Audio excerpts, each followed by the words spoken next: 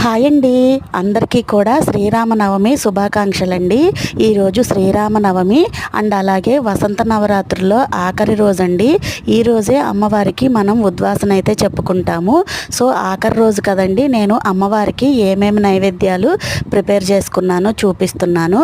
First వచ్చేసి చలివిడి వడపప్పు పానకాన్ని అయితే శ్రీరాముల వారికి నైవేద్యంగా పెడదామని అయితే ప్రిపేర్ చేశానండి.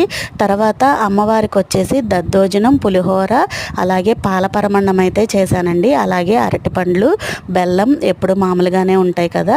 సో ఈరోజు అమ్మవారికి ఆఖరి రోజు వసంత నవరాత్రులు కాబట్టి అమ్మవారికి చీరనైతే సమర్పించుకోవాలండి మన శక్తి కొలది. నేనైతే చీర, గాజులు, పూలు అన్నీ అయితే రెడీగా పెట్టుకున్నాను. ఈరోజు వచ్చేసి అమ్మవారిని మల్లె పువ్వులు, అలాగే రకరకాల పువ్వులు, సంపెంగ పువ్వులు, పసుపు చామంతులతో అయితే పూజ అయితే చేసుకోవాలంటండి. నా దగ్గర అయితే అవి దొరకలేదన్నమాట.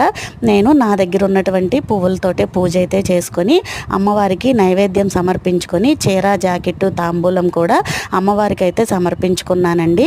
నా వసంత నవరాత్రులు అయితే ఈ రోజుతోటి కంప్లీట్ అయితే అయినాయండి. వీడియో నచ్చితే లైక్ చేసి సబ్స్క్రైబ్ చేసుకోండి. అందరికీ శ్రీరామనవమి శుభాకాంక్షలు.